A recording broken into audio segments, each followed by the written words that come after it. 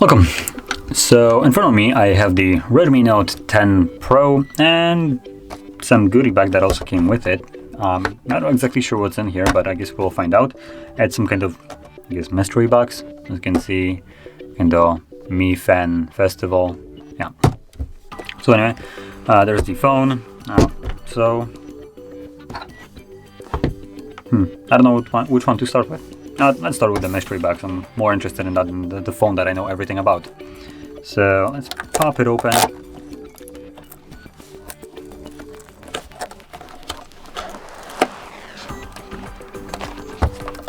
I'll just like rip it. Seems kind of like a waste. And there's glue on here.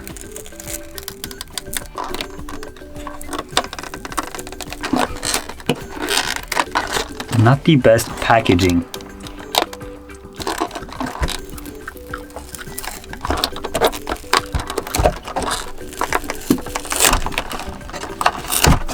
Yeah, there we go. So,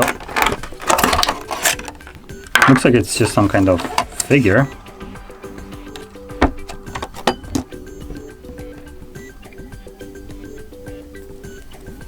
It's kind of neat. I don't think it has any additional value to it. Looks like there's something in here. Nope. So yeah, that's about it. Just a little, almost a pop figure. So I guess I'm just gonna keep it here. It's kind of cool looking, so yeah. So let's just pop open the phone and get straight to it.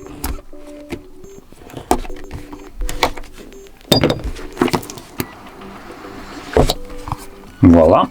So nothing on the top. And here we got some paperwork, a case that Xiaomi basically almost always includes. And I do have to say I like one thing about it. It is frosty finish. It's not like this side of it. So it won't attract as much fingerprint. So props for that. It is an improvement. So I don't care about the paperwork. I'm just gonna drop it straight to the side and then pop out the device.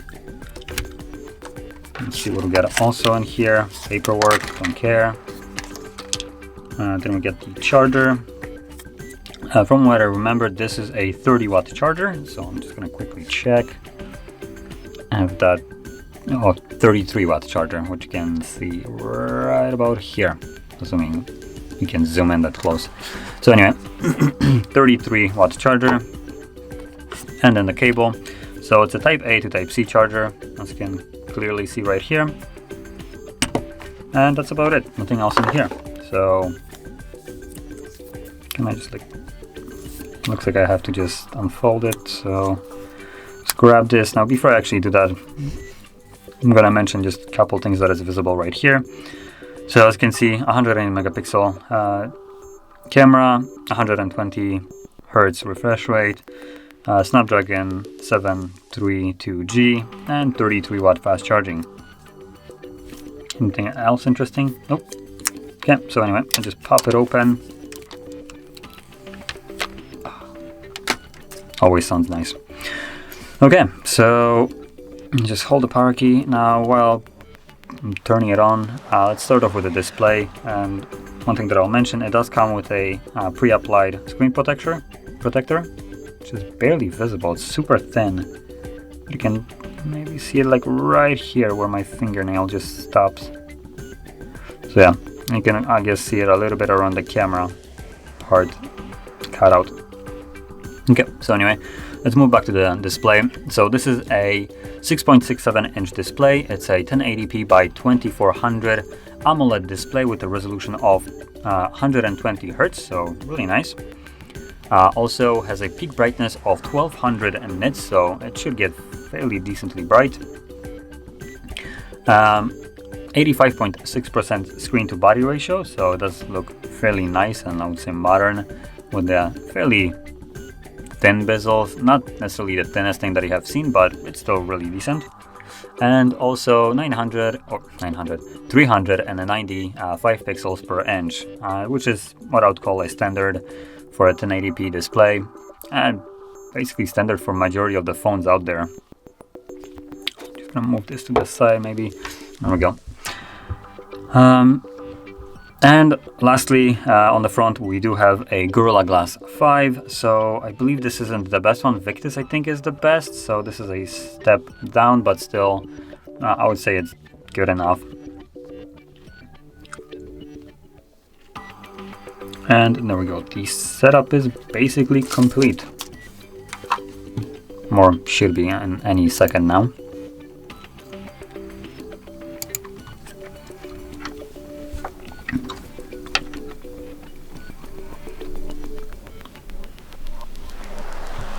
Okay, so while it's loading up, so I'm just gonna pop the casing on it just so you can see how it looks like.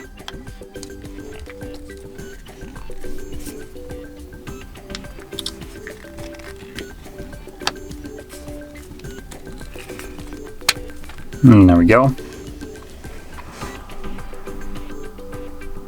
I'm not sure if you can see this, but for a second there I did have like this lighting on the side, and basically what I would call Samsung Edge lighting. Looked kind of neat, but anyway. One thing that I start seeing is these USB-C plug covers.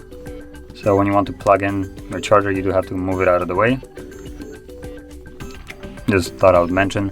But yeah, as you can see, there's the case. Looks fairly nice. Subtracts a little bit from the color and the back style of the phone, but anyway, it looks okay. So let's just unlock it, max out the brightness. There we go. That's the max brightness here. So the UI is fairly okay. What I would call almost a standard. Their skin over the Android is not my personal preference, but it's still decent. There are some devices that make the skin look just abhorrent.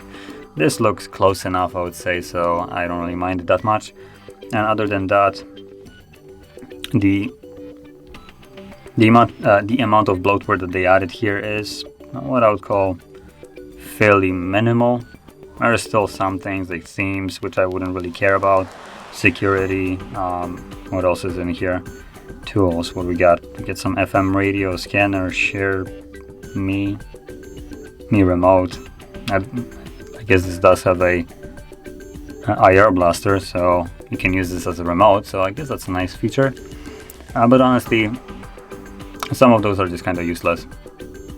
But anyway, let's move further to the camera department. So if we flip it over, you can see there is a quad camera setup, and the main sensor, you see the biggest one here is the 108 megapixel wide sensor. Then we also have a 8 megapixel ultra wide, 5 megapixel macro, and 2 megapixel depth. Now personally, the 5 megapixel macro and 2 megapixel depth, I'm not expecting much, especially from the depth sensor. That is just there to make the cameras look a little bit better than they are. Although, well, that kind of came out wrong. It makes it look in terms of count wise, because the more cameras I guess you have, the better the phone is, but that is kind of incorrect. So yeah, majority of the manufacturers do add this absolute garbage 2 megapixel macro and depth sensor. Xiaomi here decided to crank it up a notch, and I guess add instead of a 2 megapixel macro, they added a 5 megapixel macro. Let's see if that actually makes a difference when we compare it to a 108 megapixel sensor. So anyway, just flip it over, open up the camera, and get straight to it. And I already do have a nice prop here. We'll see how that comes out. So let's allow, and yep, okay. I believe when I go with the normal photo mode, it won't be using a full 108 megapixel sensor. So I'm just gonna make sure that I am using what I want to, and select the 108. And let's see what we can get. I also have a plan just to maybe have some comparison here.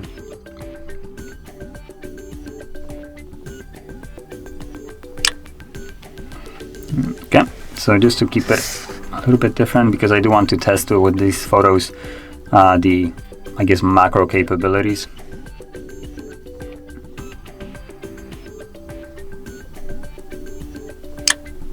There we go. So you get 2 shots right here, and the rest of them I'm just gonna capture normally, or well, almost rest. Let me also go to the macro section.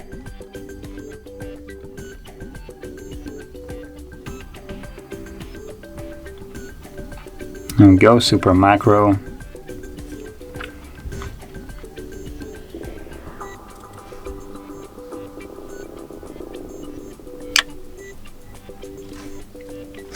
So there we got 1.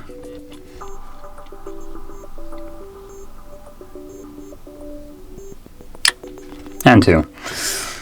Okay, so before I go on capturing anything else, I will go over the couple of photos that I have taken right here. I guess landscape is better.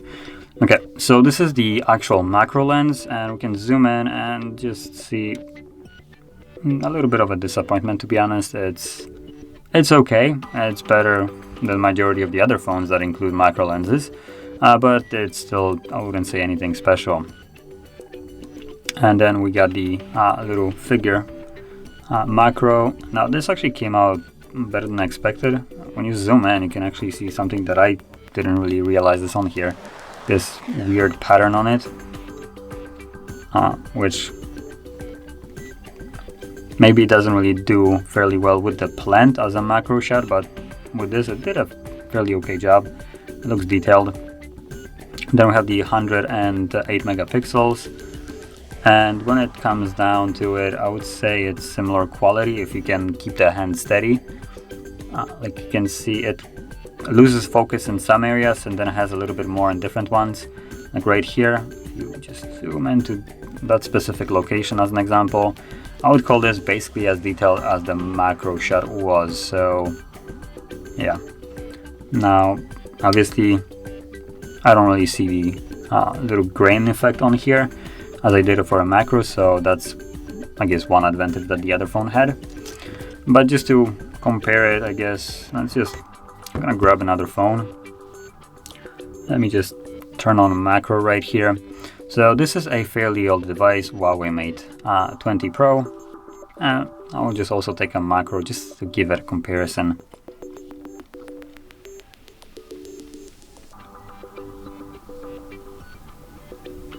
Okay, there we go.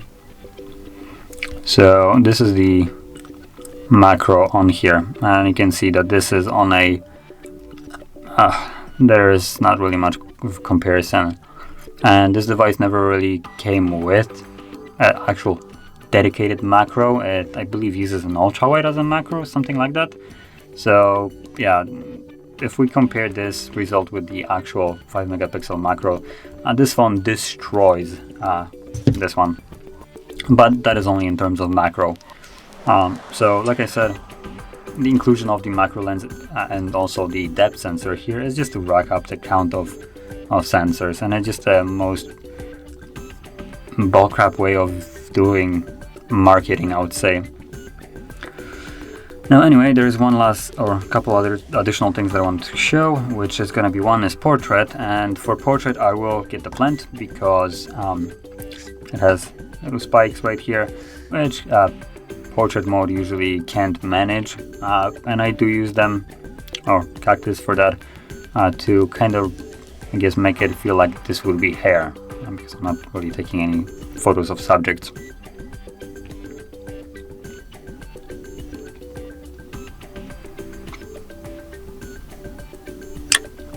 Okay, so this is the portrait mode, and let's see how that came out. And it came out terrible, basically as I expected it to come out. So there is the another trash lens, and this one is just so abhorrent that if you can, just tape it up so you never get to use it. So normally if you capture a photo to just a photo mode, it will look okay, but if you go for the portrait, the phone uses the 2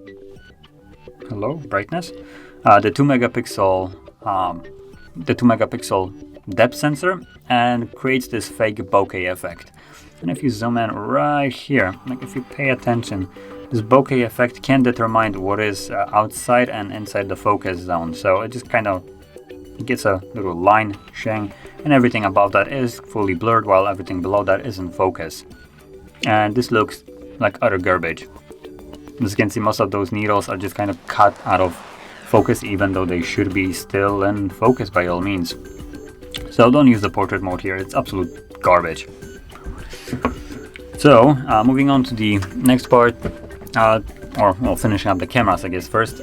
We do have capability of recording at 4K 30 frames here with these cameras, and also 1080p 30 and 60. And then the selfie camera, which is right little here, this little guy over there, is a 16 megapixel wide sensor that records at 1080p 30 frames. So honestly, nothing really special here. And then moving over to the actual specifications of this device, which part of them were already mentioned. It comes with a Snapdragon 732G, has a couple different versions of it. So you can have the 64 gigabyte storage, 6 gigabyte RAM. You also have 128 gigabyte storage and 6 or 8 gigabyte RAM. The one that I have right here is the lowest spec, so 64 and 6 gigabyte RAM. Now, honestly, for the majority of the people that want to get a phone, and this time I would say, the lowest spec one, the cheapest version of this phone, will probably work for basically everybody. 6 gigabytes RAM is fairly enough for almost every task. So the only benefit of going higher or with a more spec'd out model is primarily the storage, which also isn't necessarily the problem because we do have option here to expand the storage using an SD card. So if you don't really need that much storage, you can go with the low one. If you need a storage but don't care about the RAM that much, just drop in a half a terabyte SD card and call it a day. So yeah. Now moving further, the device has a built-in battery of capacity of 5020 milliamp hours, and with the 33 watt charger, they advertise that this device will charge to 59% in 30 minutes. So that is a fairly, I'll say, good charging speed. That is really decent charging speed, especially for the 5K battery that is in here. And also, lastly, the thing that I'll mention is the side-mounted fingerprint sensor. It's right over here. As you can see, it doubles as a power key. Personally, I don't really like it, but hey, it works. I can also quickly add a fingerprint just so you can see how quickly it works. So let's just find password and security, fingerprint, let's go with the pattern.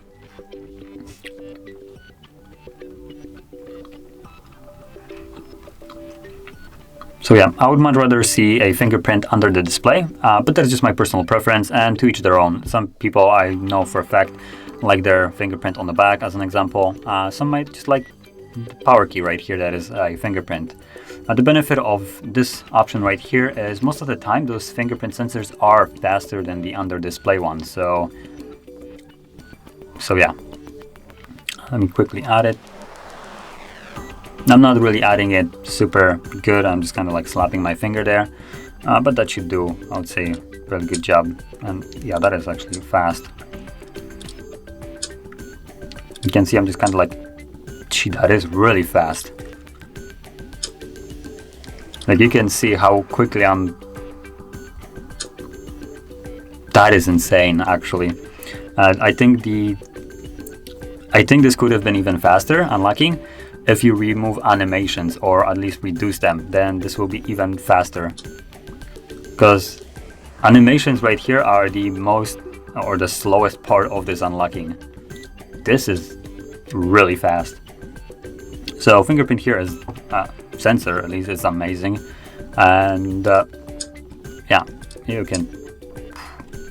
That is satisfying, to be honest. For this fingerprint sensor, I would be willing to switch for this and ditch the under display. But yeah, other than that, the device runs fine. It has 120 Hz, which hasn't been enabled, I believe, by default, at least not that I can see. Yeah, this is 60.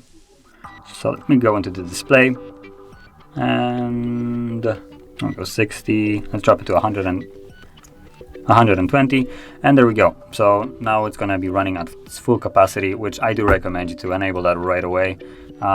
It is an outstanding.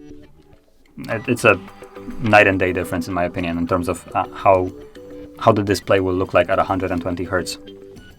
And yeah, other than that, lastly, the thing that I'll mention is the price tag of it, and it comes at around $280, I believe, at the lowest spec one, and for close to 300 bucks, this is an outstanding device. It runs smooth. 120 Hz on an AMOLED display is just fantastic, and fingerprint sensor is blazing fast in here. That is just insanely fast fingerprint sensor. Other than that, it has a decent camera. If we would go and take normal photos with this, just the normal, what I would call, I guess, the AI mode,